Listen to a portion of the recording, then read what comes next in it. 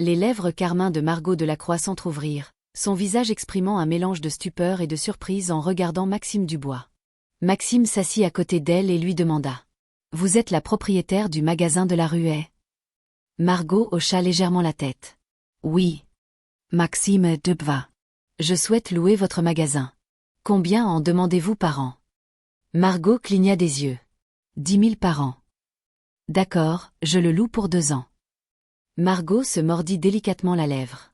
Vous m'avez aidé, je peux vous faire une petite réduction. Maxime sourit. Ah oui? De combien? Elle lui versa un verre d'alcool et le poussa vers lui. Une réduction de 5 000. Maxime acquiesça. Entendu. Mais je ne peux pas boire d'alcool, je conduis. Cette intervention s'était avérée très rentable, avec une économie de 5 000. Margot, intriguée, le dévisagea. Vous n'avez pas l'air très âgé. Comment se fait-il que ces types aient détalé à votre vue? Vous ne seriez pas le fils d'une famille influente, par hasard?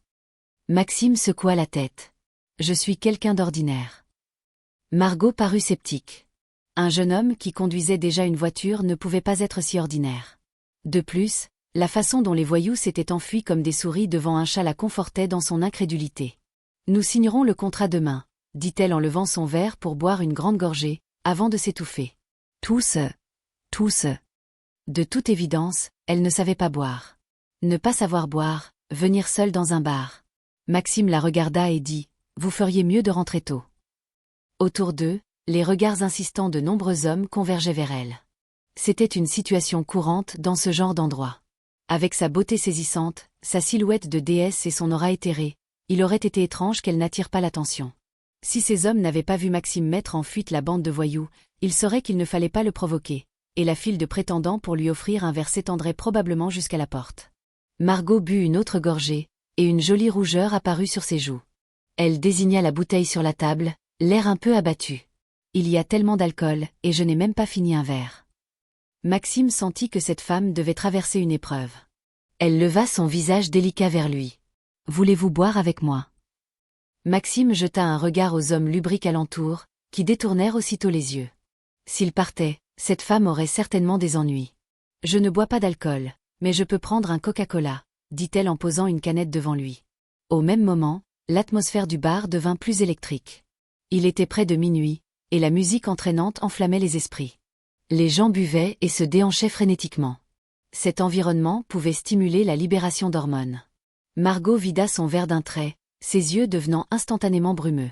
Elle s'approcha de Maxime et cria pour couvrir la musique. « Levez-vous, allons danser. » Visiblement éméchée, Margot s'appuya contre lui en se balançant, sa silhouette voluptueuse terriblement provocante. Maxime prit une profonde inspiration et recula pour mettre de la distance entre eux. Mais la seconde suivante, elle se jeta dans ses bras, son visage niché contre son épaule. Son souffle avait un parfum d'orchidée, et ses longs cheveux ondulaient, dégageant un charme enivrant. « Je ne te plais pas? Je ne suis pas jolie, ou mon corps n'est pas beau. » Sa résistance à l'alcool était quasi nulle. « Je déteste les règles étouffantes de ma famille. Je veux être moi-même. » cria-t-elle à son oreille, libérant ses frustrations. Une fille issue d'une famille stricte, donc. La musique assourdissante et l'alcool montant à la tête, Margot serra Maxime plus fort, son corps brûlant. Il sentit que quelque chose n'allait pas. Le vin ne pouvait pas la mettre dans un tel état. Il jeta un regard soupçonneux au verre. On avait drogué son verre. Dans ce genre d'endroit, ce n'était pas rare. D'un bras, il la souleva et sortit du bar. « Où habitez-vous » Elle pointa de l'autre côté de la rue. « Là-bas, mais je ne veux pas rentrer à la maison. » Tout en parlant, elle enlaça son cou et murmura « Tu sens si bon, Maxime. » Elle se frottait contre lui avec son corps sensuel. Elle n'était pas dans son état normal, cela ne ressemblait pas à une simple ivresse. La faisant monter dans la voiture, Maxime ne sut momentanément pas où aller. Alors qu'il conduisait en silence, le corps de Margot se rapprocha. Ses lèvres rouges et pulpeuses effleurèrent sa joue et son cou, laissant une trace de rouge à lèvres sur le col de sa chemise. D'une main sur le volant, Maxime tenta de l'autre de maintenir son visage exquis à distance. « Aïe, ça fait mal !» gémit-elle d'une voix câline. « Margot, tenez-vous correctement. » Elle se mordit la lèvre et hocha docilement la tête.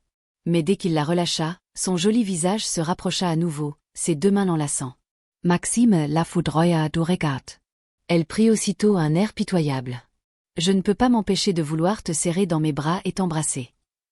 Il semblait qu'elle avait vraiment bu quelque chose qu'elle n'aurait pas dû. Où est votre maison?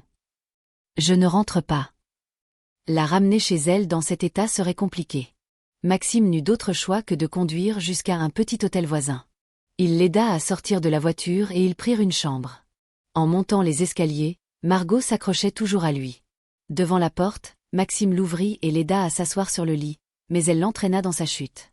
Cependant, peu de temps après s'être allongée, elle sombra dans un profond sommeil. Il semblait que la drogue avait principalement un effet soporifique. Mais même endormie, elle le serrait fort. Maxime était épuisé. Plutôt que de risquer de la réveiller et de déclencher une nouvelle crise si la drogue faisait encore effet, il préféra s'endormir ainsi. Le temps passa. Le lendemain, Margot se réveilla. Elle ouvrit lentement les yeux et regarda le plafond en fronçant les sourcils, confuse. Où suis-je? Elle tourna la tête et vit un visage inconnu. De plus, elle le tenait fermement dans ses bras. Son esprit devint complètement vide. Que s'est passé-t-il? Qui est cet homme? Instinctivement, elle baissa les yeux. Ses vêtements étaient intacts. Elle poussa un soupir de soulagement. Margot regarda Maxime, essayant de se souvenir de la nuit précédente. Hier soir, j'étais dans un bar. Je voulais boire. Puis des voyous m'ont importuné. J'ai appelé cet homme. Il est arrivé et ils ont tous fui. Ensuite, il m'a emmené dans cet hôtel. Margot prit une profonde inspiration. C'était la première fois qu'elle dormait avec un homme. Elle tenta de se dégager doucement. Mais la seconde suivante, Maxime, dans son sommeil, passa un bras autour de sa taille et enfouit son visage dans sa poitrine généreuse. Le corps de Margot se raidit, son visage s'empourpra. Maxime marmonnait quelque chose. Sophie. Espèce de sale type. Il était dans ses bras mais appelait le nom d'une autre femme. Sa main baladeuse, se déplaçant instinctivement, fit découvrir à Margot les dangers de la société. La jeune femme, d'ordinaire si douce et réservée, sentit le rouge lui monter aux joues. 28 ans de vertu sur le point d'être souillée par cette main. Partagée entre la colère et la gêne, elle attrapa sa main et dit d'une voix glaciale, « Réveillez-vous ». Mais Maxime semblait toujours plongé dans son beau rêve avec Sophie, allant même plus loin, ce qui la fit rougir de honte et de fureur. « Non ». Finalement, la voix de Margot le tira de son sommeil. Il ouvrit lentement les yeux et vit Margot, le visage écarlate, le fusillant de ses beaux yeux en colère. Maxime baissa les yeux sur sa main. C'était peut-être un peu déplacé. Il dit, embarrassé, « Bonjour. »« Bonjour mon œil », s'exclama-t-elle en le repoussant violemment pour courir dans la salle de bain. Maxime se gratta la tête. Ce malentendu n'était pas entièrement de sa faute, n'est-ce pas? On ne pouvait pas le blâmer pour ce qu'il faisait en rêvant. C'était la faute de Sophie si elle était si séduisante qu'elle apparaissait même dans ses rêves. De plus, la silhouette incendiaire de Margot était assez similaire. Bien que moins voluptueuse et mature que celle de Sophie, elle pouvait tout de même rivaliser.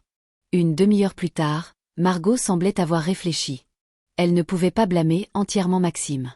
Hier soir, pour défier sa famille, elle était allée boire dans un bar. Sans lui, elle aurait probablement subi bien pire. « Merci », dit-elle d'une voix claire en sortant de la salle de bain. Maxime toussa légèrement. « Ce n'est rien. Au fait, vous avez faim? Allons prendre le petit déjeuner. On pourra en profiter pour parler de la location de votre magasin. » Margot hocha la tête. Ils quittèrent l'hôtel et entrèrent dans un restaurant de péage voisin, une spécialité de la ville de K dont le goût était délicieux. « Je ne connais toujours pas votre nom », dit Margot alors qu'ils mangeaient chacun un bol de soupe. « Maxime Dubois. Je me demandais si votre offre de réduction de 5 000 tenait toujours. » À ces mots, Margot arrêta de manger un instant. Elle se souvint avoir dit quelque chose comme ça la veille. Bien sûr que ça tient. Quand je dis quelque chose, je le fais. Donc, pour 2 ans, ça fait 95 000. C'est exact. La mission principale était accomplie, ce qui soulagea Maxime. Il regarda Margot et lui conseilla. À l'avenir, évitez d'aller dans les bars, ce n'est pas sûr. Et si vous y allez, n'y allez pas seul. Margot fronça les sourcils avec une pointe de rébellion. Alors, la prochaine fois, je pourrai vous appeler pour m'accompagner. Elle sortit une clé de son sac et la posa sur la table. Voici la clé du magasin. Au fait, qu'allez-vous y vendre? Demanda-t-elle avec curiosité. Maxime rangea la clé en souriant. Pas vraiment un commerce. Juste de la nourriture. Les yeux de Margot s'illuminèrent. Quelle sorte de nourriture? Hamburger, Coca-Cola, poulet frit, ce genre de choses. Comme KFC ou McDonald's, s'étonna-t-elle. Maxime secoua la tête. GKD. GKD? Jamais entendu parler. Maxime finit sa soupe, paya l'addition et se tourna vers elle. Allons-y, je vous donne le loyer. Margot, qui n'avait pas beaucoup mangé, se dépêcha de le suivre. Vous n'avez pas l'air très âgé, et vous êtes déjà votre propre patron? Vous ne faites pas d'études? Ce sont les vacances d'été. Oh, vous êtes encore étudiant? Vous entrez à l'université? Je viens de terminer le lycée cette année.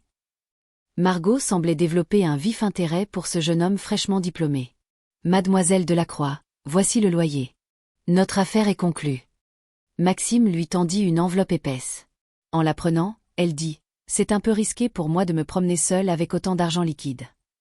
Le sous-entendu était clair, elle voulait qu'il la raccompagne. Et elle n'avait pas tort. Les rues étaient pleines de petits voyous, le danger était réel. Où habitez-vous? À côté du département de l'éducation. D'accord. Maxime la conduisit jusque près de chez elle. Après qu'elle fut descendue, il la regarda s'éloigner de ses longues jambes fines vers la résidence du personnel du département de l'éducation avant de repartir. Elle n'était pas rentrée de la nuit. Même si elle avait envoyé un message à sa mère disant qu'elle dormait chez sa meilleure amie, elle risquait fort de se faire réprimander. Penser qu'à 28 ans, elle était encore soumise à des règles familiales aussi strictes qu'une adolescente la frustrait. La raison principale était que sa famille était une lignée d'érudits depuis des générations. Ses parents et aînés travaillaient tous dans l'éducation, comme enseignants, professeurs ou doyens de renom. Dès son plus jeune âge, on lui avait inculqué la bienséance, la douceur et la modestie. Outre la rigueur familiale, il y avait une autre raison. Margot n'était pas encore mariée. Et encore moins de petite amie, sous une telle éducation. Depuis qu'elle était devenue maître de conférences dans une université prestigieuse 2 ans plus tôt, sa famille espérait ardemment qu'elle entame la phase mariage et enfant. Les aînés lui avaient présenté de nombreux jeunes hommes talentueux, mais Margot n'était pas intéressée. Elle ressentait même un esprit de contradiction. Tous ces jeunes gens, pleins d'enthousiasme, étaient refroidis par son attitude glaciale. Mais sa famille n'abandonnait pas, intensifiant même les présentations, espérant qu'elle trouve quelqu'un pendant les vacances d'été. Cela avait enflammé l'âme rebelle de Margot. Elle s'était disputée avec sa mère et avait quitté la maison, furieuse, pour noyer son chagrin dans un bar. Mais une fois sur place, en voyant les regards des hommes, elle avait commencé à regretter. Pourtant, elle était là, il fallait qu'elle boive, ne serait-ce que pour honorer son esprit de rébellion. C'est alors qu'elle avait attiré les ennuis avec les voyous, suivi de l'arrivée de son sauveur, Maxime Dubois. Maxime. Margot ressentait une profonde curiosité pour ce jeune homme mystérieux. Mais elle n'était pas pressée. Après tout, il louait son magasin, il serait facile de le retrouver. Pour l'instant, elle devait d'abord affronter sa famille. À peine avait-elle poussé la porte que la voix sévère de sa mère retentit dans le salon. « Margot. Tu daignes enfin rentrer? Où étais-tu toute la nuit? Qu'est-ce que tu comptes faire ?» Pendant ce temps, Maxime se rendit au 2e GKD pour vérifier l'avancement des travaux. Pour respecter les délais et la qualité, le chef d'équipe, Laovu, avait fait appel à des renforts. La décoration serait probablement terminée dans 2 ou 3 jours. Bien que Laovu soit un homme astucieux, il travaillait sérieusement. Maxime retourna ensuite au comté de K. En approchant du supermarché du vieux quartier, il remarqua que les rues étaient beaucoup plus animées, avec une foule nombreuse, principalement composée de jeunes. Certains allaient au supermarché, d'autres au GKD ou à la zone de loisirs du 2e étage. Les affaires ici étaient florissantes. Arrivé sur place, Maxime monta directement au 3e étage et entendit des rires cristallins.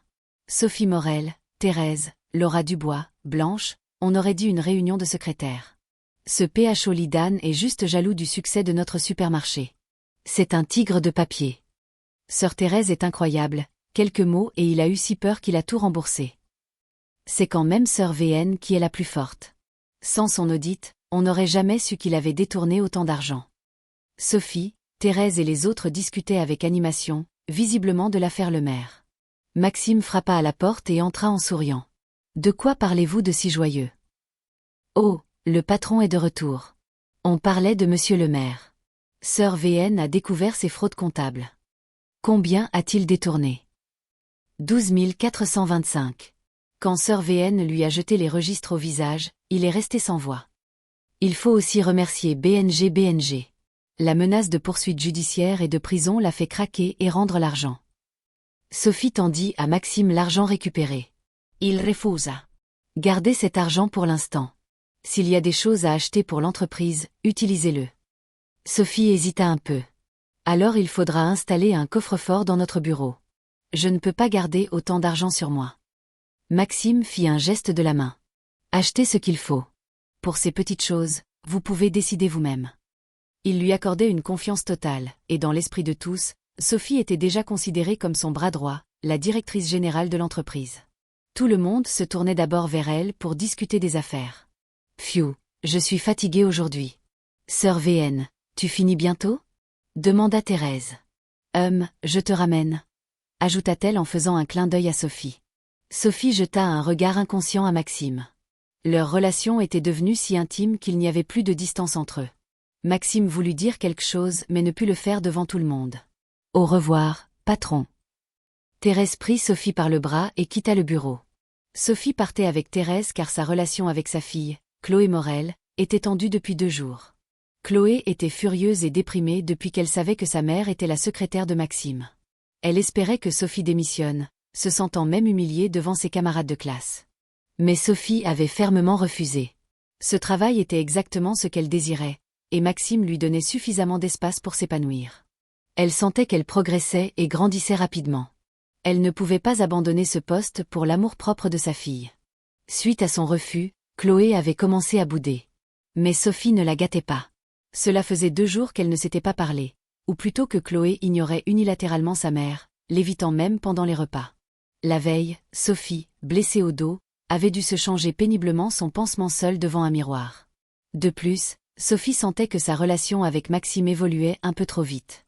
Elle avait besoin de prendre du recul, c'est pourquoi elle l'évitait. Maxime regarda Sophie partir, le cœur un peu serré. Il demanda, sans abandonner, « Sœur BNG, vous êtes venue en voiture ?» Therese Surratt. « Oui, patron. Allez-vous me rembourser l'essence à l'avenir ?» Maxime répondit, faussement agacé, « Vous rêvez. Vous m'enlevez ma Sophie et vous voulez que je vous paie l'essence? Estimez-vous heureuse que je ne déduise rien de votre salaire ?» Une fois Thérèse et Sophie parties, Laura et Blanche se regardèrent en souriant. Elles s'apprêtaient aussi à partir. « Patron, je descends, » dit Laura en partant la première. Finalement, il ne resta que Blanche. Elle semblait être restée exprès. « Pourquoi n'êtes-vous pas encore partie ?» demanda Maxime.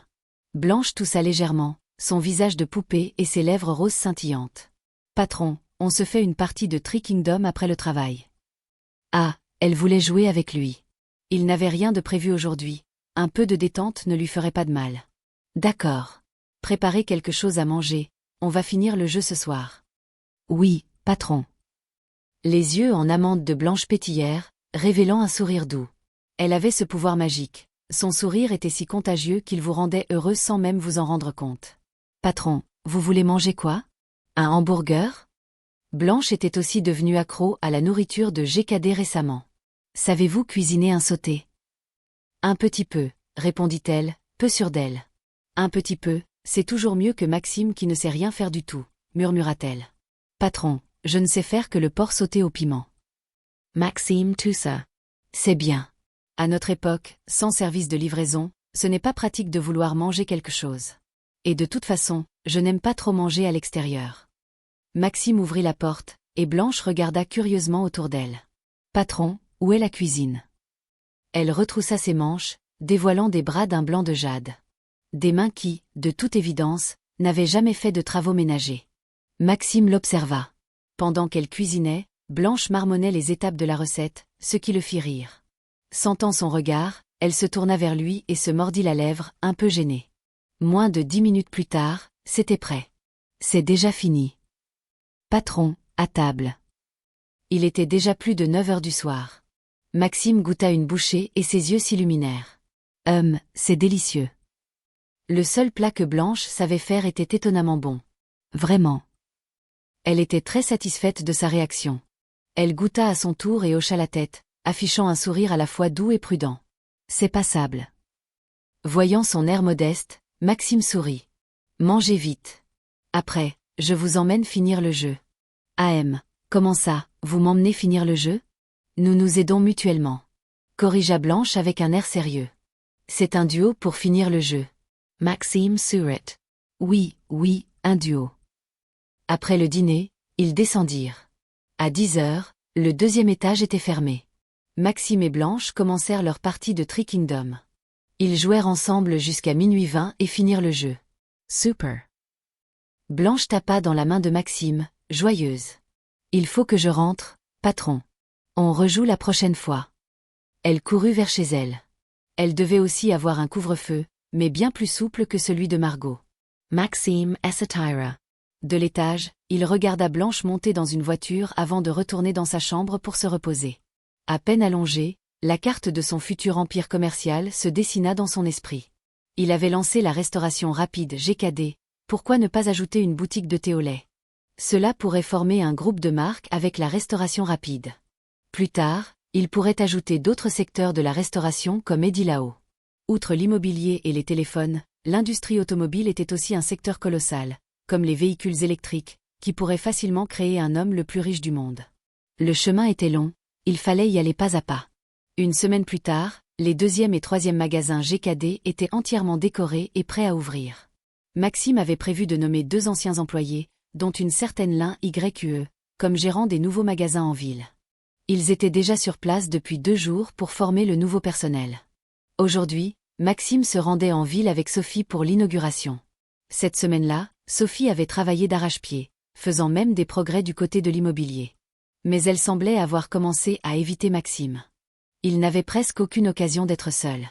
S'il n'y avait pas eu l'inauguration des magasins en ville aujourd'hui, Maxime n'aurait pas eu cette chance. Sophie semblait savoir que c'était une opportunité qu'il avait créée intentionnellement.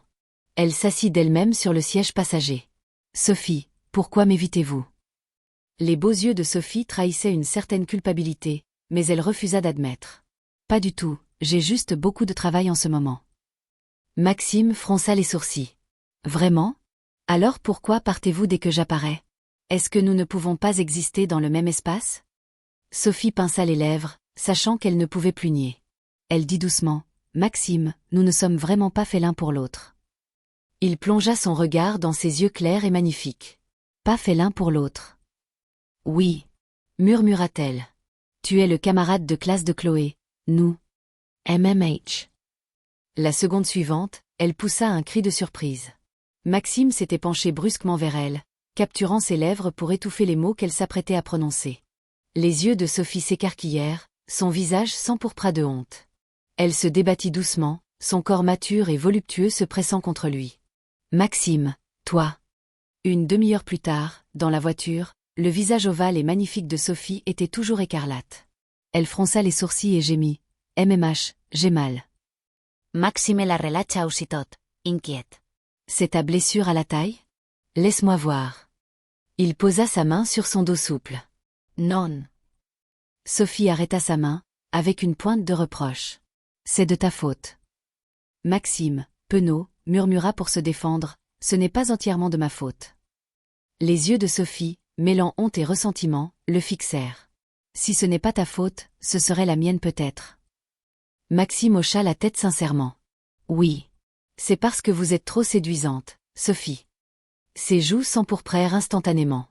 Elle lui lança un regard en coin. « Qu'est-ce que tu racontes comme bêtise ?»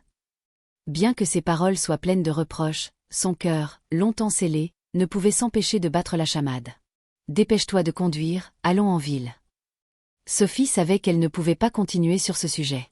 Maxime sourit et démarra la voiture en direction de la ville de K. « Ces derniers jours, qui t'a aidé à appliquer le médicament sur ta blessure ?»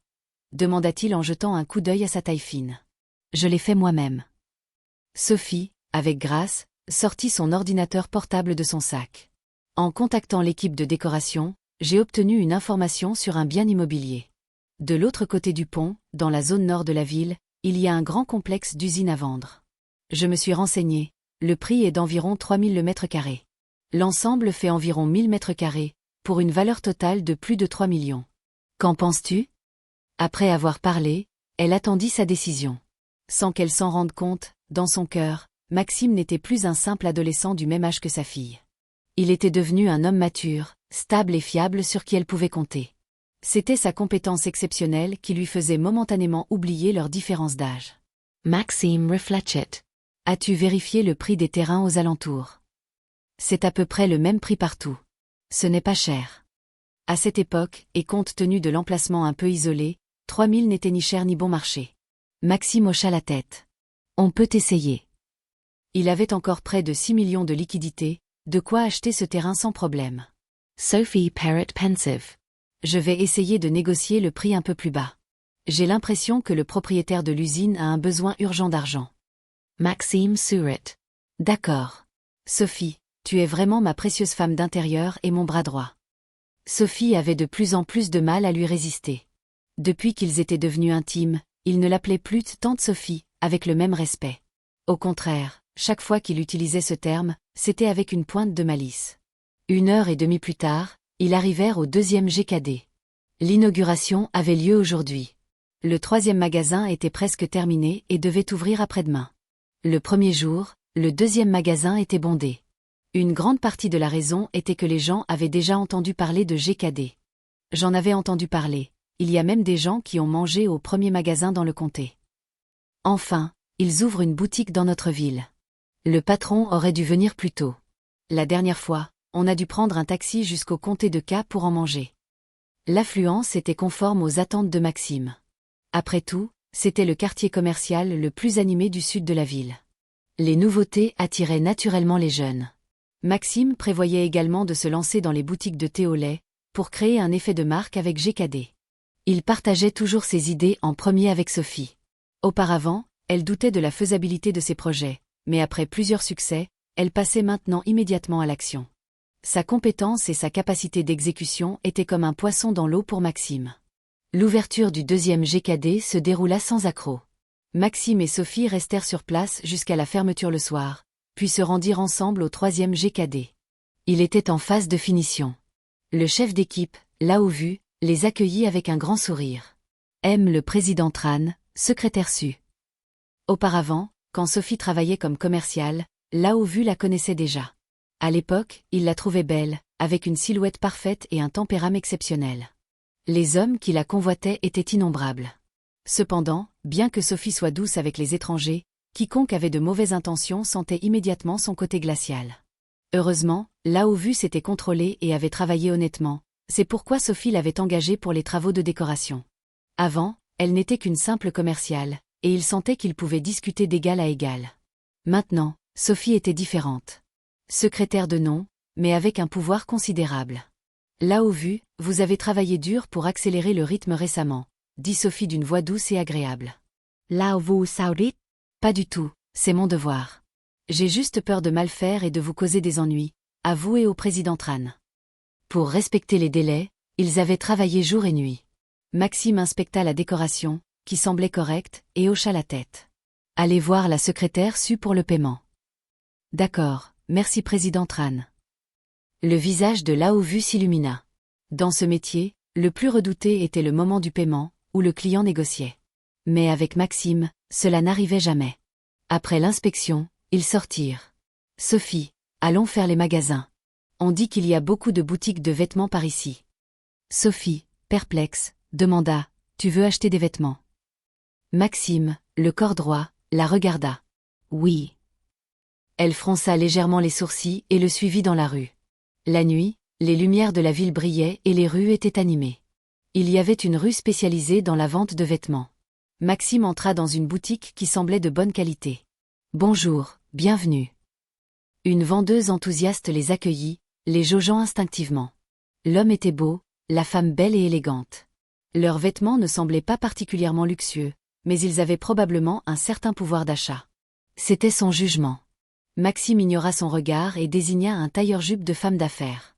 Essayez celui-ci. Il se tourna vers Sophie. Hein. Elle fut un peu surprise. Et celui-là, en blanc aussi. Sinon, c'est moi qui vais devoir les porter? Sophie s'approcha de lui. Ça a l'air cher. Changeons de magasin. Maxime sourit. Le prix n'a pas d'importance. L'important, c'est que ça vous aille bien. Sophie jeta un coup d'œil à la vendeuse qui écoutait en silence, le visage rouge. Elle se demandait ce que la vendeuse pensait de leur relation. La vendeuse intervint à point nommé avec un compliment sincère. « Madame, avec votre silhouette, cet ensemble vous ira à merveille. » Sophie, incapable de le faire changer d'avis, prit le tailleur noir et entra dans la cabine d'essayage. À cette époque, ce genre de jupe courte était encore rare, un style particulièrement moderne. Avec sa silhouette mature et voluptueuse, si elle portait cet ensemble moulant avec des collants et des talons hauts, son charme serait dévastateur.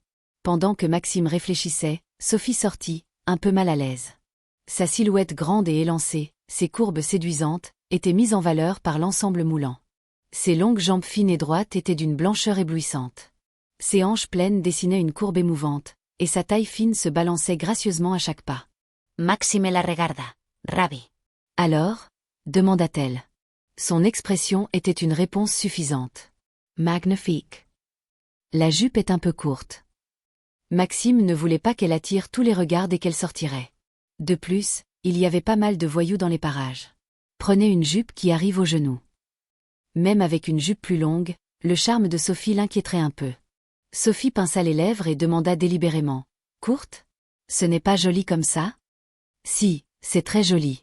On achète celui-ci, et on en prend un autre avec une jupe aux genoux. Sophie, perplexe, demanda. Pourquoi en acheter deux? Maxime sourit. Pour que vous puissiez changer, bien sûr. Ayant posé la question, Sophie comprit immédiatement son intention et rougit, lui lançant un regard séducteur. Le sourire de Maxime s'élargit. Elle a compris. Sophie était vraiment une femme intelligente et perspicace. La vendeuse, n'ayant pas saisi le sous-entendu, était juste heureuse de vendre un article de plus. Elle complimenta la silhouette de Sophie et à quel point les vêtements lui allaient bien. Le noir, le blanc, une jupe courte en plus, et ses talons hauts. Prenez tout. Maxime, grand seigneur, donna ses ordres. La vendeuse, ravie, alla emballer les articles. Combien ça coûte? Au total, 2680, monsieur. Merci. La vendeuse le regarda avec espoir. Sophie tira sur la manche de Maxime, lui faisant signe que c'était trop cher. C'est trop cher, murmura-t-elle. Maxime la regarda en souriant. Pas du tout. J'ai même peur que ces vêtements ne soient pas dignes de vous. Sophie n'avait jamais entendu de tels mots doux et implicites. Même une femme aussi calme et posée qu'elle ne pouvait s'empêcher de rougir. En cases. Mais la vendeuse n'attendit pas que Maxime paie. C'est Sophie qui sortit son propre portefeuille. La vendeuse fut un peu surprise. Alors c'est elle qui paie? C'est juste un homme qui sait flatter les femmes. Merci, et revenez bientôt. Maxime prit les sacs et quitta le magasin avec Sophie. Elle le regarda d'un air sérieux. L'argent pour les vêtements sera déduit de mon salaire. Maxime sourit. Sophie, n'avez-vous pas vu le regard de la vendeuse quand vous avez payé? Quel regard? Maxime toussa et dit d'un air grave, le regard qu'on lance à un gigolo. Le visage de Sophie s'empourpra. Elle jeta un coup d'œil autour d'elle, craignant que quelqu'un entende et pense vraiment qu'elle entretenait un jeune homme. Qu'est-ce que tu racontes? Son amour-propre et sa dignité ne firent qu'augmenter l'affection de Maxime pour elle. Il argumenta avec une fausse sincérité. C'est un uniforme que l'entreprise vous achète, ce n'est pas moi qui vous l'offre. Vous êtes la secrétaire générale de l'entreprise, vous représentez notre image à l'extérieur. Pensez à l'importance de cela. Il n'y a aucun problème à ce que l'entreprise vous achète des uniformes, n'est-ce pas? Sophie fut instantanément convaincue. Alors si je démissionne un jour, je devrais te rembourser ces vêtements. Maxime la regarda en souriant. Si vous démissionnez, ce n'est pas l'argent que vous devrez me rendre, c'est mon cœur. Sachant qu'il allait encore lui dire des choses embarrassantes, Sophie changea rapidement de sujet. N'est-ce pas toi qui voulais acheter des vêtements? Ce magasin a l'air bien. Allons voir. Maxime la suivit en souriant dans une boutique de mode masculine. Sophie choisit avec soin une chemise blanche, un costume et un polo qui lui donnaient un air mature et professionnel. Satisfaite, elle dit à la vendeuse, « Prenez tout ça, j'encaisse. » Merci, ma sœur, dit Maxime avec un sourire de gigolo. Sophie lui lança un regard séducteur. Cette fois, c'est moi qui paie, impossible de s'expliquer. La vendeuse les regarda avec un sourire entendu. Au total, 2500. Merci. Sophie paya avec l'argent qu'elle avait récupéré de Lemaire. Après leur départ, les vendeuses se mirent à discuter. La dame de tout à l'heure était si belle. Et dire qu'elle entretient un gigolo. Maxime et Sophie sortirent du magasin et se regardèrent en riant. Sophie, perplexe, dit « C'est étrange, je suis sûre que certaines personnes sont prêtes à se faire passer pour des gigolos, alors que c'est mon propre argent. » Maxime sourit. Sophie, quand on aime quelqu'un, on ne se soucie pas de ce que les autres disent. Le plus important, c'est ce qu'on pense soi-même. Si elles disent que je suis un gigolo, alors je suis votre gigolo, n'est-ce pas? Sophie ne savait vraiment pas quoi lui répondre, mais elle devait admettre qu'il avait raison. Ils montèrent en voiture. Maxime regarda l'heure. Il est déjà si tard. Conduire de nuit sur l'autoroute, c'est un peu dangereux. Sophie comprit immédiatement où il voulait en venir. Elle fronça les sourcils et renchérit. C'est vrai que conduire de nuit n'est pas sûr. Alors, elle le regarda. Maxime réprima un sourire et dit d'un air sincère, « Restons ici pour la nuit et rentrons demain. » Sophie hocha la tête avec un air joyeux. « D'accord. » Maxime n'en crut pas ses oreilles. « Vraiment? »« Oui. Ça ne te va pas? Alors rentrons. » Maxime était fou de joie. Le message était clair. Il trouva immédiatement un hôtel, le plus célèbre 3 étoiles de la ville de K, à 10 minutes de route. Il appuya sur l'accélérateur. Une fois la voiture garée, il jeta un coup d'œil à Sophie. Son visage délicat était un peu rouge. C'était probablement la première fois qu'elle séjournait dans un hôtel avec un homme. Sophie on descent. MMH. Elle répondit doucement et le suivit à l'intérieur. Avez-vous encore des chambres? Oui, il n'en reste qu'une. Alors on prend une chambre, dit le réceptionniste. Maxime prit la décision lui-même et paya directement, ne laissant aucune chance à Sophie ou au réceptionniste de protester. Une fois la chambre réservée, il la regarda discrètement, un peu anxieux, craignant qu'elle ne change d'avis par timidité. Heureusement, elle ne dit rien. Ils prirent l'ascenseur jusqu'au 10e étage et arrivèrent devant la chambre 108. Une seule chambre. Voyant Sophie hésiter devant la porte, Maxime expliqua. « Sophie, il ne restait qu'une chambre. On n'a pas le choix, il faudra faire avec. » Un léger sourire apparut dans les yeux de Sophie. « Ah, d'accord. » Elle entra la première d'un pas assuré. Maxime, retenant son excitation, la suivit à l'intérieur. La chambre était agréable, décorée avec goût. Mais il n'y avait qu'un seul lit. Comment on va dormir?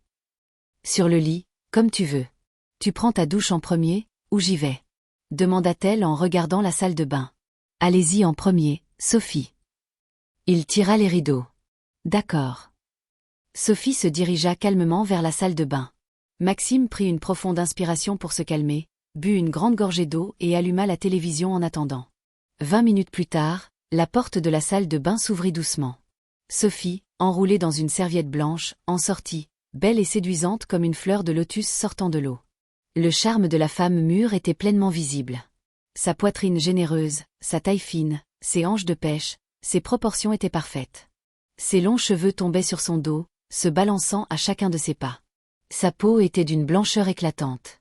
Maxime ne pouvait détacher son regard d'elle. « Qu'est-ce qu'il y a ?» Tous, rien. « Sophie, reposez-vous, je vais prendre ma douche. » Il se précipita dans la salle de bain.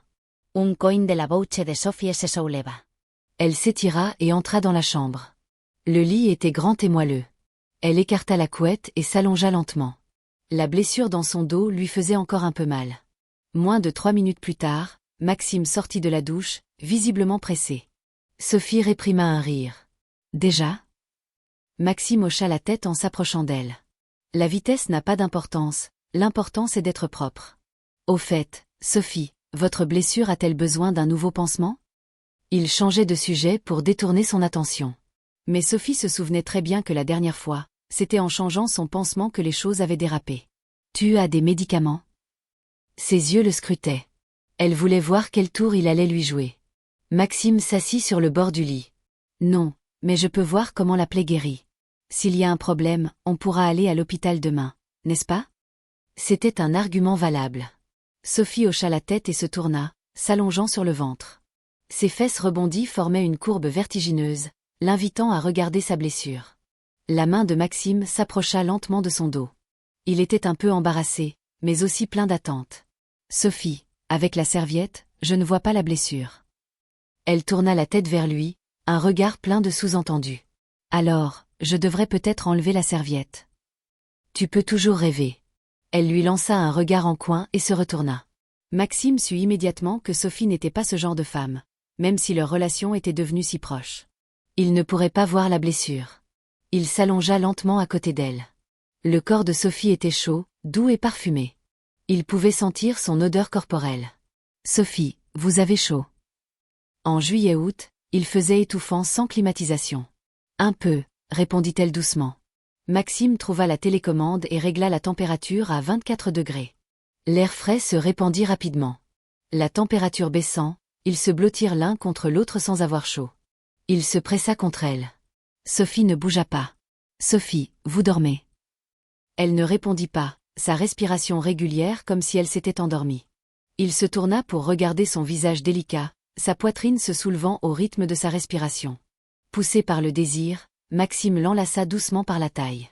Sophie ne réagit toujours pas, ce qui lui donna l'impression qu'elle consentait tacitement. Son audace grandit. La respiration de Sophie devint involontairement plus rapide, ses sourcils se froncèrent. Maxime vit que la blessure sur son dos allait beaucoup mieux. « Sophie, cette blessure laissera peut-être une petite cicatrice. »« MMH, ce n'est pas grave, » murmura-t-elle. Il commença à perdre le contrôle. « Maxime, tu ferais mieux de rester sage, » dit-elle à voix basse. Il fut perplexe, mais à ce stade, la flèche était déjà sur la corde. L'arrêter était presque impossible. Juste au moment où il était au sommet de son excitation, sa main se figea. Il poussa un long soupir et se tourna de l'autre côté. Un sourire victorieux se dessina sur les lèvres de Sophie. « Je t'avais dit de rester sage, tu n'écoutes pas. » Maxime comprit enfin. Je le savais. Ce n'était pas si simple. Depuis le début, quand elle avait accepté de ne pas rentrer, d'aller à l'hôtel, de prendre une seule chambre, tout avait été trop facile. Sophie n'avait presque jamais refusé, ce qui ne lui ressemblait pas. Ce n'est qu'au dernier moment que Maxime réalisa, Sophie avait ses règles. C'est pour cela qu'elle n'avait montré aucune retenue, le laissant brûler de désir. Sophie, retenant un rire, tira la serviette pour couvrir son corps parfait. Elle voulait le punir un peu, pour qu'il n'essaie pas toujours de la taquiner. Maxime se tourna pour la regarder, plein de ressentiment. « Sophie !» Elle laissa échapper un grognement paresseux. « MMH !» Cette fois, il l'enlaça fermement et lui murmura à l'oreille, « Tu es une vraie renarde. » Le corps de Sophie frissonna. Cette nuit ne fut pas seulement longue pour Maxime. Sophie aussi fut tourmentée, son cœur piquant d'impatience. Finalement, ils s'endormirent difficilement, tard dans la nuit. Le lendemain, le soleil brillait. Ses rayons chauds traversaient les rideaux. Maxime, enlaçant Sophie et respirant son parfum, ouvrit lentement les yeux. Elle se réveilla en même temps. Sentant sa présence, elle rougit. Elle regarda l'horloge, 9h30. C'était la première fois qu'elle se réveillait si tard un jour de travail. « Maxime, il faut se lever. Dormons encore un peu. C'est si agréable de dormir en te serrant dans mes bras. » Son visage s'enflamma. La veille, à cause de ses règles, elle l'avait fait souffrir et se sentait un peu coupable. Elle ne le rejeta pas. « D'accord, mais jusqu'à 10h au plus tard. » Il huma le parfum de ses cheveux. MMH. La demi-heure passa vite. Sophie, pas trop stricte, lui accorda 10 minutes de plus avant de dire doucement « Il faut vraiment se lever. » Maxime la relâcha à contre-cœur. Ils se levèrent, se préparèrent et rendirent la chambre. À cette époque, les hôtels n'offraient pas de petit déjeuner. Ils avaient faim. Maxime conduisit Sophie au 2e GKD pour manger un morceau avant de retourner au comté de K. 1h30 plus tard, ils arrivèrent devant le supermarché. En descendant de la voiture, Maxime aperçut une silhouette familière à l'entrée. Sophie, en voyant la personne, changea de visage, une lueur de malaise dans les yeux. C'était Chloé Morel. Voyant sa mère et Maxime arriver ensemble, Chloé eut une expression extrêmement contrariée. Elle se retourna et partit brusquement. Sophie Supera. Maxime ignorait que Chloé était si opposée à ce que sa mère soit sa secrétaire. Mais de quel droit s'y opposait-elle ? Allons-y. Sophie entra dans le supermarché d'un air détaché. Maxime jeta un regard au dos de Chloé qui s'éloignait, les sourcils froncés. Il ne voulait pas que Chloé affecte l'humeur de Sophie. Il avait déjà assez souffert à cause d'elle dans sa vie antérieure. Il espérait qu'elle se tiendrait à carreau cette fois. Il rejoignit Sophie et ils prirent l'escalator. Aujourd'hui, l'affluence au supermarché, à la zone de loisirs et au GKD était comme d'habitude. « Patron, sœur VN, vous tombez bien. Quelqu'un vous cherche. » Laura descendait du 3e étage, suivie d'une femme. La femme avait des traits fins, une silhouette galbée et des cheveux courts et soignés. Vêtue d'un tailleur-pantalon de femme d'affaires, elle dégageait l'aura d'une PDG. « Bonjour, veuillez monter d'abord », dit Maxime en jetant un coup d'œil à Laura. La femme hocha la tête et monta au 3e étage. Laura s'approcha de Maxime et Sophie. Elle a dit que sœur VN l'avait contactée pour discuter de la zone industrielle. Sophie hocha la tête. Elle se tourna vers Maxime. C'est celle dont je t'ai parlé hier, la zone industrielle de l'autre côté du pont. Maxime leva les yeux vers la femme. Elle avait vraiment l'air d'une femme de pouvoir. Vas-y d'abord, dit-il à Laura. D'accord. Maxime et Sophie se regardèrent, comme s'ils se comprenaient d'un seul regard. J'y vais. D'accord. Maxime la regarda monter. Dans le bureau, Sophie et la femme étaient assises l'une en face de l'autre. Sophie lui servit le thé en souriant. Bonjour, comment dois-je vous appeler? Julie. Madame Julie, je m'appelle Sophie Morel. Vous êtes la propriétaire de l'usine du côté nord? Non, je suis la propriétaire de la zone industrielle de l'autre côté du pont. Pourquoi? Quelqu'un d'autre vend au nord. Pour ne rien vous cacher, nous avons contacté pas mal de patrons récemment. Les affaires sont difficiles dans le comté, tout le monde part dans les grandes villes. Julie fronça les sourcils. Les paroles de Sophie étaient lourdes de sens. Comment ne pouvait-elle pas comprendre? Personne ne voulait de l'immobilier dans le comté, surtout des grandes surfaces. Si l'équipe de Sophie avait plusieurs vendeurs, ils avaient l'avantage. Il serait presque impossible de négocier à son prix. Maxime, flânant devant la porte, entendit la conversation et ne put s'empêcher de sourire. Sophie devient de plus en plus rusée, une vraie renarde. Il se souvint de la nuit dernière. Peut-être qu'un jour, c'est elle qui me mènera par le bout du nez. Est-ce une bonne chose pour moi? 1h30 plus tard, Julie sortit du bureau, l'air mécontent. Elle croisa Maxime qui montait avec 2 thés au lait à la main, un grand sourire aux lèvres. Prenez-en un, dit-il en lui tendant un verre. C'est le nouveau produit de notre boutique. Julie hésita un instant devant le gobelet joliment emballé, puis l'accepta. Merci. Elle se dirigea vers l'escalator, ses hanches se balançant dans son pantalon. Maxime entra dans le bureau. Sophie, comment ça s'est passé? Pas mal, dit Sophie d'un air détaché. J'ai peut-être trop baissé le prix. Madame Julie n'était pas très contente, elle a dit qu'elle devait réfléchir. Sophie, je trouve que vous devenez de plus en plus redoutable. Elle haussa un sourcil. Ah oui. Maxime le voyait bien mais ne dit rien. Goûtez notre thé au lait GKD. Sophie prit le verre avec méfiance. Le thé au lait était une nouveauté dans le pays, et ce n'était pas le thé aux perles de première génération, mais une version beaucoup plus avancée. Le goût était naturellement excellent. Peu de femmes n'aiment pas le thé au lait. Elle porta le verre à ses lèvres et but une gorgée. C'était comme si un nouveau monde s'ouvrait à elle. Ses yeux s'écarquillèrent. Oh! C'est ça, le thé au lait? Elle en but une grande gorgée. Par cette chaleur, c'était un pur délice. C'est délicieux. Ça va se vendre comme des petits pains. S'exclama-t-elle, ébahie. Maxime, comment as-tu fait ça? Ses yeux brillaient comme si elle regardait un trésor. Maxime, tout ça. J'ai juste mélangé quelques trucs au hasard. Peu importe. Sophie voulait maintenant lancer ce produit dès le lendemain. On le vendra avec le reste chez GKD. Non, je pense qu'on peut en faire une marque à part. Tu as une idée de nom? Voyant son excitation, Maxime demanda d'un air sincère, c'est si bon que ça? Bien sûr. Goûte, si tu ne me crois pas. Elle lui tendit son propre verre. Maxime, avec un sourire triomphant, mordit la paille et but une grande gorgée. Alors? Il prit un air pensif. Le goût est un peu différent de celui que j'ai fait. Sophie fronça les sourcils. Ah! Son regard se posa sur ses lèvres rouges. Il y a un goût en plus. Sophie comprit enfin. Il venait de la piéger. Elle murmura, agacée, « Tu ne peux pas être un peu sérieux. » Elle était si excitée qu'elle n'avait pas réalisé qu'elle lui avait donné son verre. « Sophie, trouvez-lui un nom. »« Je ne suis pas douée pour ça. Trouve toi-même. »« Vous n'en trouvez pas? Alors je le fais. On l'appellera thé au lait Sophie. »« Tu racontes n'importe quoi, » dit-elle, rouge de honte. De son côté, Julie sortit du supermarché. Le soleil tapait. La sueur perlait sur son visage. Elle monta dans sa voiture et regarda le thé au lait. Le nouveau produit de leur boutique, hein? De GKD? Pensive, elle planta la paille dans le gobelet et aspira. MMMH. Sa réaction fut la même que celle de Sophie. Elle regarda à nouveau le verre. Quelle est cette boisson? Elle en but une autre gorgée. Sa frustration s'apaisa, remplacée par une sensation de fraîcheur. Elle regarda l'enseigne GKD. Elle avait entendu parler de ce nom, mais n'avait jamais goûté. C'était l'occasion.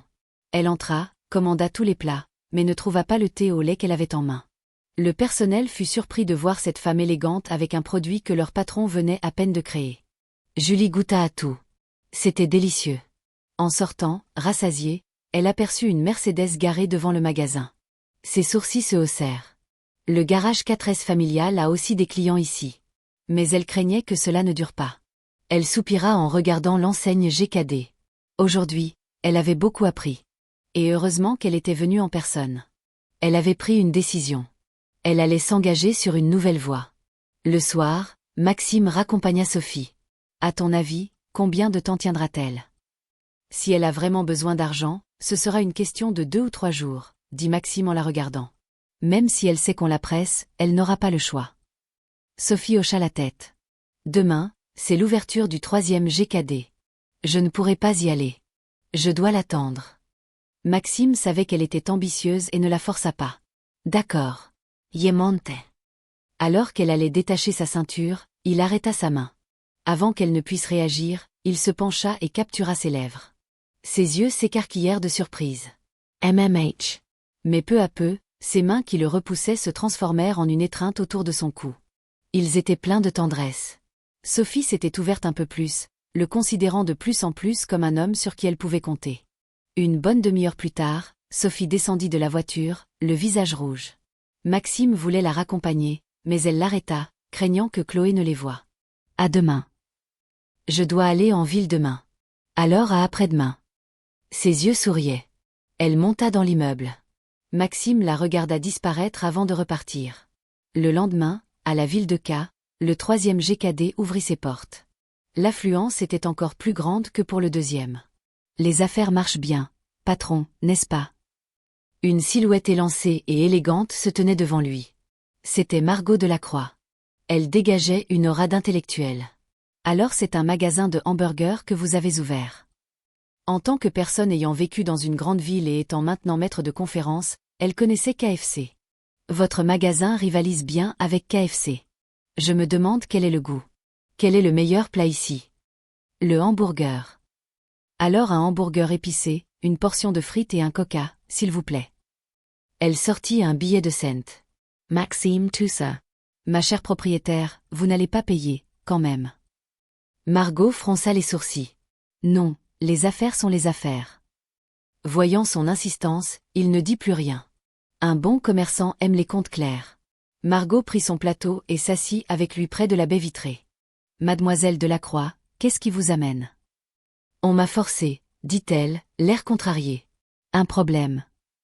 Non. Elle se mordit la lèvre et le regarda. Eidesmoi. Si urgent que ça. Elle tendit un doigt. Aidez-moi et je vous offre un mois de loyer. Maxime n'était pas intéressé. L'argent n'était pas un problème. Dites-moi d'abord de quoi il s'agit. Gênée, elle le regarda. Fais semblant d'être mon petit ami. Maxime éclata de rire. Non. Je ne veux pas me mêler de ce genre d'histoire mélodramatique. Magaux posa son Hamburger. Maxime, ne sommes-nous pas amis? Il secoua la tête fermement. Non. Ce type est vraiment difficile. N'ai-je donc aucun attrait pour lui? Margot sentit qu'elle n'avait aucun charme à ses yeux. On a quand même traversé une épreuve ensemble. Si vous parlez de l'incident du bar, désolé, je ne peux pas accepter ça comme une preuve d'amitié. Elle prit une profonde inspiration, sa poitrine se soulevant. Tu ne m'aides vraiment pas. Non. Elle serra les dents. Alors ne m'en veux pas d'être directe. Elle se leva brusquement et s'assit à côté de lui. Je t'offre 2 mois de loyer. Juste pour cette fois. Je t'en supplie. Murmura-t-elle à son oreille, comme une petite amie câline. 1 an de loyer gratuit, dit-il froidement. Elle serra les dents. Tu es un vrai vampire. 2 mois, pas plus. Oh. Alors trouvez quelqu'un d'autre. Non, il arrive. À peine avait-elle parlé qu'un homme d'une trentaine d'années, un peu corpulent et portant des lunettes, s'approcha. Il était habillé de manière simple et soignée, avec l'air d'un cadre à l'ancienne. Tantin, bonjour. Il sourit en la voyant, mais son sourire se figea en voyant Margot s'accrocher au bras de Maxime. MMH. Elle hocha froidement la tête. Tantin, qui est-ce? Ne me dis pas que c'est ton petit ami? Ses yeux étaient pleins de déception et de tristesse, sa voix tremblait. Il l'aimait vraiment. Margaux hocha la tête. Oui, c'est mon petit ami. J'espère donc qu'à l'avenir, tu ne viendras plus chez moi et que tu ne parleras plus à mes aînés de tes projets de mariage avec moi. Pas mal, il va jusqu'à parler mariage avec la famille. Ce type a de la suite dans les idées. Maxime le regarda d'un autre œil, éprouvant une certaine sympathie pour Margot. Je ne te crois pas, dit le cadre, retrouvant son calme. Je ne l'ai jamais vu avant. Tu viens d'arriver à K. Comment aurais-tu pu trouver un petit ami si vite? Une bonne logique. Tu ne me crois pas? Alors je vais te le prouver. Elle se jeta sur Maxime et l'embrassa fougueusement. Maxime l'avait senti venir, mais trop tard. Il l'enlaça à son tour et lui murmura à l'oreille en souriant. 6 mois de loyer gratuit plus une condition, sinon je te démasque. Elle sourit aussi, pleine de sous-entendus. Non, 3 mois au maximum. Je ne négocie pas, je t'informe. Margot aurait voulu lui mordre l'oreille. Pourquoi ne vas-tu pas braquer une banque? Je n'ose pas faire des choses illégales. C'est ta dernière chance. Sa main pinça la cuisse de Maxime, ses dents grincèrent. D'accord, j'accepte, espèce de vampire.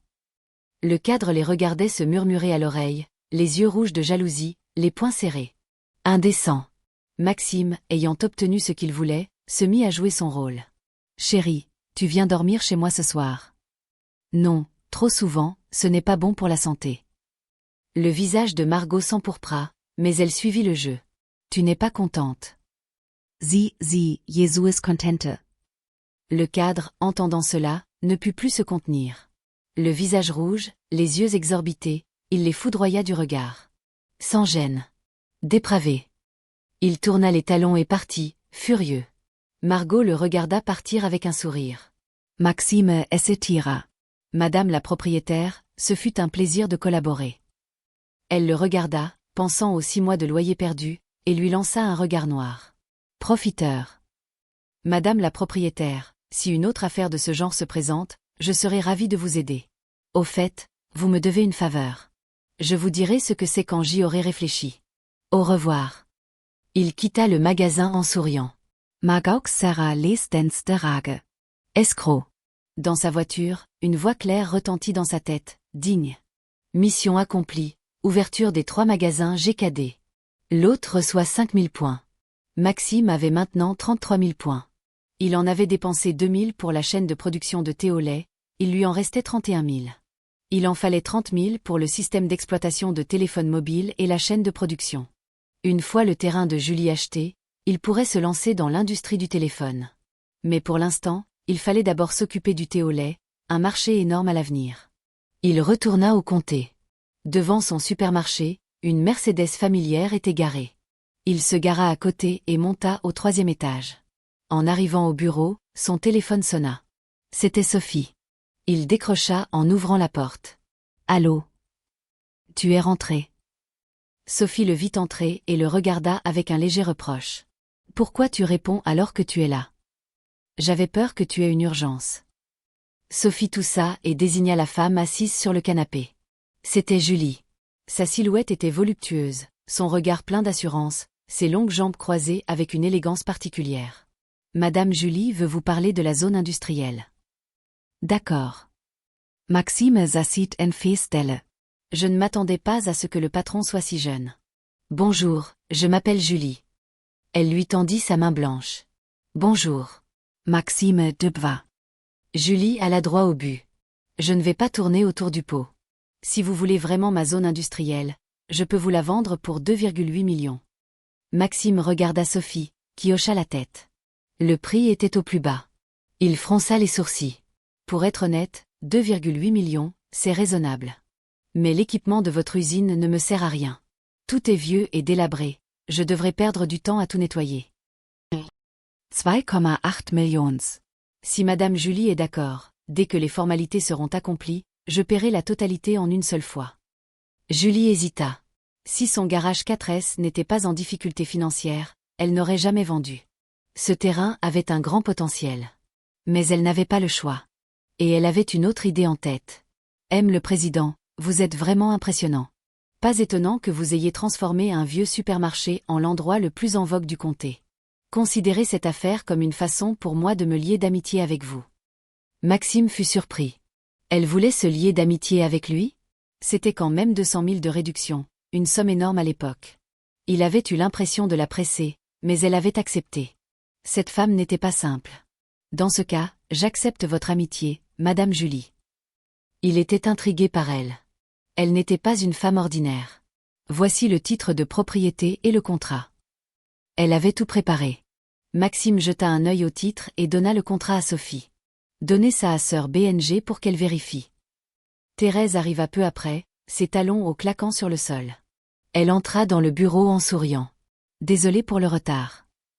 Maxime lui tendit le contrat. Elle l'examina attentivement. Pas de problème. Maxime signa. Le contrat est effectif. Allons à la banque pour le virement. Ils descendirent ensemble. Montez dans ma voiture, proposa Julie. D'accord, ça m'évitera de dépenser de l'essence. Dans la voiture, elle lui demanda. Le président, vous avez acheté votre voiture ici, à K. Oui. Je ne savais pas qu'il y avait un garage 4S ici. Le propriétaire doit être très riche. Julie Hauser ou Ensurse. On ne peut pas en ouvrir un sans être riche. Bien sûr que si. Mais pensez au niveau économique de notre comté. Combien de personnes peuvent se permettre cette voiture? Le propriétaire doit immobiliser beaucoup de capital. Ces paroles touchèrent une corde sensible.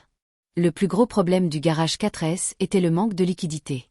De plus, le système de commande n'était pas encore au point, tout l'argent était immobilisé dans les voitures. C'est ce qui avait tué de nombreux garages. La voix de Julie se fit plus grave. D'après vous, que devrait faire le propriétaire si sa trésorerie ne tient pas? Couper la queue pour survivre. Couper la queue? Maxime sourit. Ne le prenez pas au sérieux, je dis n'importe quoi. Julie réfléchit, puis sourit. Le président, ne m'appelez plus comme ça. Appelez-moi sœur Julie ou sœur Nguyen. D'accord, sœur Nguyen. Appelez-moi Maxime. Il devina alors son identité. Elle devait être l'un des propriétaires du garage 4S, et très probablement une parente de Léonard Martin, le prétendant de Chloé. La tante de Léonard?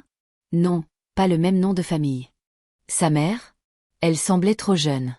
Il se souvint de ce qu'il savait de la famille de Léonard. Son père était un ancien gangster. Sa mère était censée être une bonne personne, mais il n'en savait pas plus. Il la trouvait sympathique et pleine d'assurance. Elle avait un grand potentiel. À la banque, le directeur de l'agence les reçut en personne. Entendre parler d'un virement de 2,8 millions lui fit mal au cœur, mais en apprenant que la carte de Julie était aussi de leur banque, il s'empressa de faire les démarches. Le virement effectué, il restait plus de 3 millions sur le compte de Maxime. La fin du mois approchait, il fallait payer les salaires. Ce mois était passé vite, mais les gains étaient considérables. Maxime, je te ramène. Julie, soulagée, était plus souriante. Je ne dis pas non. Au volant, elle lui dit, j'ai une autre affaire à te proposer. Oh. Dites-moi, sœur Nguyen. Je Volksfranchisaton GKD. La franchise. Maxime y avait pensé. Le pays était immense, il ne pouvait pas tout gérer seul. Pour se développer rapidement, la franchise était une bonne option. GKD n'était pas son atout maître, juste un projet pilote. Il pouvait en partager une partie, à condition que ses normes soient strictement respectées. Sœur Nguyen, pourquoi voulez-vous franchiser GKD? Pour être honnête, j'ai fait des recherches approfondies avant de me décider. J'ai goûté votre nourriture. Je pense que GKD a un énorme potentiel. Elle avait bien fait ses devoirs. Sa vision des affaires était bonne. Sœur Nguyen, désolée, mais je dois y réfléchir sérieusement. C'est naturel. J'attendrai de tes nouvelles. La voiture s'arrêta devant le supermarché. Merci, sœur Nguyen. De rien. Il la regarda partir. La franchise s'annonce difficile. Mieux vaut d'abord régler les problèmes du garage 4S. Alors qu'elle allait partir, un cri familier retentit du deuxième étage. Elle fronça les sourcils. Ce n'est pas ce bon à rien, j'espère. Elle sortit de la voiture et entra dans le supermarché. Devant l'escalator du deuxième étage, une foule s'était rassemblée. Maxime, tu oses ML frappa. Attends que j'appelle du renfort. C'était bien la voix de son neveu, Léonard Martin. Il était au téléphone. Moins de 3 secondes plus tard, des voyous aux cheveux colorés, armés de barres de fer, firent irruption. Julie se posta à l'entrée de l'escalator, les regardant d'un œil froid.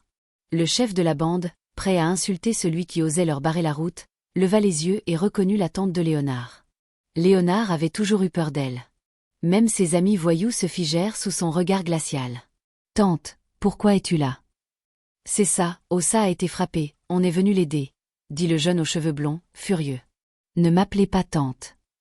Dites-moi plutôt pourquoi vous êtes arrivé si vite après qu'il a été frappé. » « On était juste dans le coin. »« Dans le coin ? Je crois plutôt que vous aviez prémédité de venir chercher des ennuis. » Elle connaissait trop bien le caractère de son neveu, le même que celui de son père. « Dégagez d'ici, maintenant. » Elle monta par l'escalator, sa silhouette grande et élancée dégageant une aura impressionnante. La foule, y compris Maxime et Léonard, la regarda monter.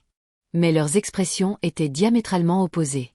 Léonard avait l'air d'un condamné, Maxime, d'un calme olympien. « Petite tante, pourquoi es-tu là ?» La voix de Léonard était coupable. « Moi ? Dis-moi plutôt quelle bêtise tu as encore faite. »« Ce n'est pas moi. C'est leur machine à pince qui a un problème. J'ai dépensé 100 jetons sans rien attraper. Quand j'ai cherché un responsable, ils ont dit que je cherchais des ennuis. Et puis ce Maxime m'a frappé. »« Maxime Rekana. La machine, on verra plus tard. Mais n'est-ce pas toi qui as frappé en premier ? Laura est notre camarade de classe, et tu l'as giflée sans hésiter. » Blanche, d'ordinaire si souriante, ajouta d'une voix glaciale. « Il a donné un coup de pied dans le ventre d'une de nos employées sans dire un mot. »« Tu n'es pas le seul à jouer à cette machine, » dit Maxime. « Tout le monde sait si on peut gagner ou pas. Tu es clairement venu chercher la bagarre. Tu crois que je vais te laisser faire comme ton père le fait avec un bon à rien comme toi ? C'est toi le bon à rien, » cria Léonard, le visage rouge. « Petite tante, ne les écoute pas. »« On a tout vu, » dit quelqu'un dans la foule. « C'est vrai, quand il a frappé la première fille. J'ai vu aussi quand il lui a donné un coup de pied. » L'arrogance de Léonard avait mis la foule en colère. Julie le regarda froidement. « Tu veux encore nier ?» Léonard, les yeux rouges, cria « C'est moi ton neveu. Pourquoi tu aides des étrangers ? Tu ne m'aides pas, et en plus tu empêches mes amis de le faire. » Il se tourna vers Maxime. « Attendez un peu, bande de chiens. Quand mon père arrivera, il ne vous laissera pas tranquille. Et votre boutique, vous pourrez la fermer. » Clac. Une gifle sonore retentit.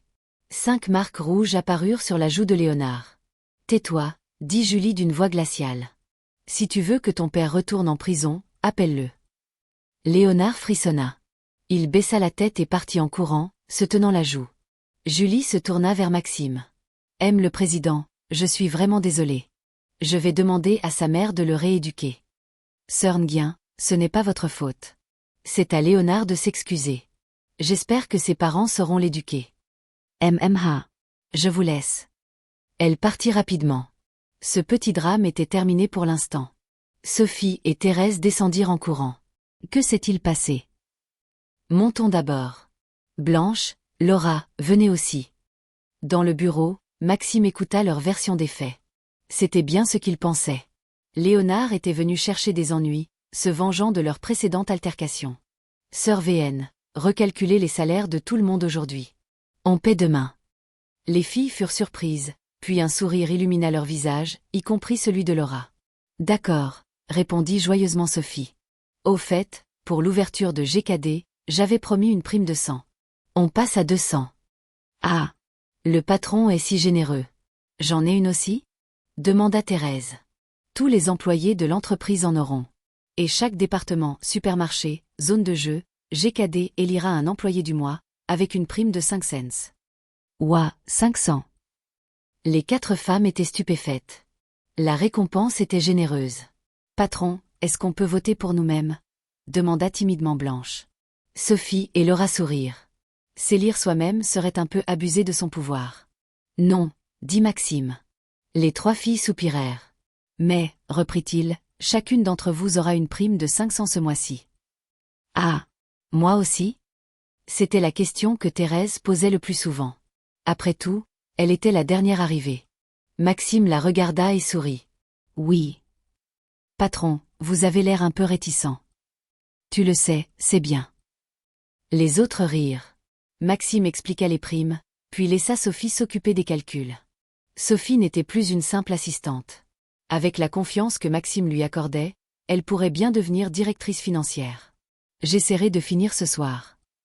On peut t'aider, sœur VN, proposèrent Thérèse et Laura, enthousiastes. Après tout, il s'agissait des salaires du lendemain. N'oubliez pas d'élire l'employé du mois de votre département, leur rappela Sophie en souriant. Les critères sont l'assiduité, la performance et la compétence. D'accord. Les filles se mirent au travail, calculant les salaires jusqu'au petit matin. C'est bon, tout le monde a bien travaillé. Rentrez vous reposer.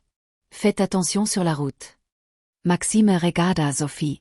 Elle sentit son regard et lui répondit par un regard tendre.